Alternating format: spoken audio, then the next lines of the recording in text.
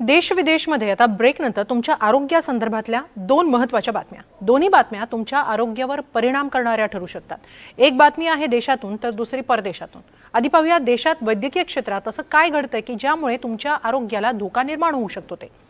तुमचे डॉक्टर तुम्हाला एआयच्या हवाली तर करत नाहीत ना याची नक्की खातरजमा करून घ्या. कारण क्लिनिशियन ऑफ द फ्युचर 2026 या अहवालानुसार भारतीय डॉक्टर अधिकाधिक एआयचा वापर करून तुमच्यावर उपचार करतायत. वैद्यकीय तज्ज्ञांच्या मते हा ट्रेंड अर्थातच चिंताजनक आहे.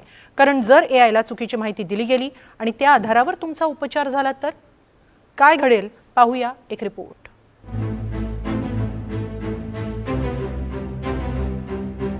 सध्या अनेक क्षेत्रात एआयचा वापर वाढत चाललाय.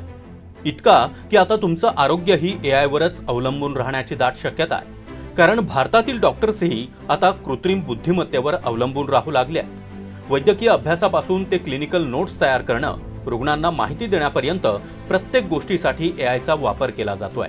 अगदी उपचार प्रक्रियेत देखील एआयचा समावेश केला जातोय आणि हे एका अहवालातून सिद्ध झालंय. क्लिनिशियन ऑफ द फ्युचर 2026च्या अहवालानुसार सर्वेक्षण केलेल्या 48% डॉक्टर्स आणि क्लिनिशियन्सनी त्यांच्या कामात एआय वापरत असल्याचं कबूल केलंय.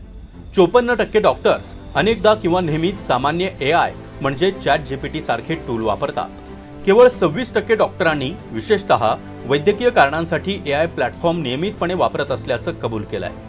अनेक क्लिनिक्स सामान्य आजारांवर जेनेरिक औषधं लिहून देण्यासाठी एआय चॅटबॉट्सचा वापर करतायत.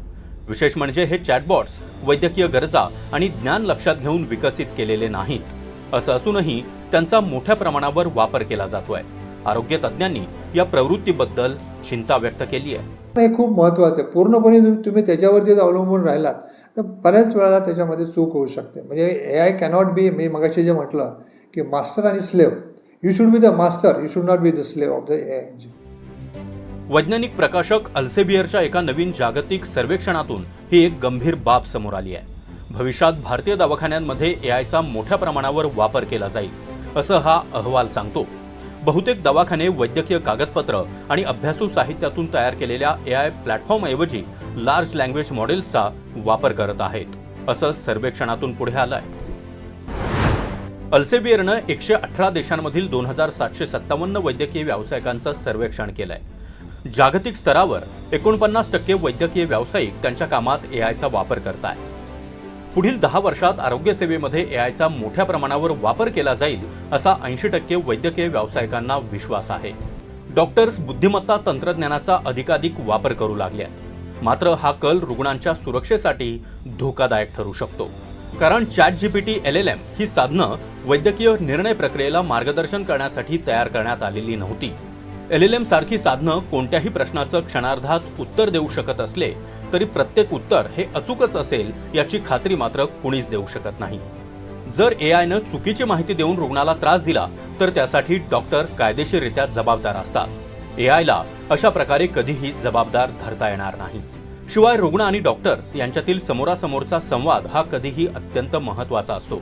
या संवादाच्या आधारावरच रुग्णाच्या आजाराचं निदान आणि त्यावर उपचार करणं ही डॉक्टरांसाठी प्राथमिक पायरी असते आणि ती महत्त्वाची असते. एआय किंवा इतर कृत्रिम टूल्स या पायरीला पर्याय ठरू शकत नाहीत. Bureau report, NDTV Marathi.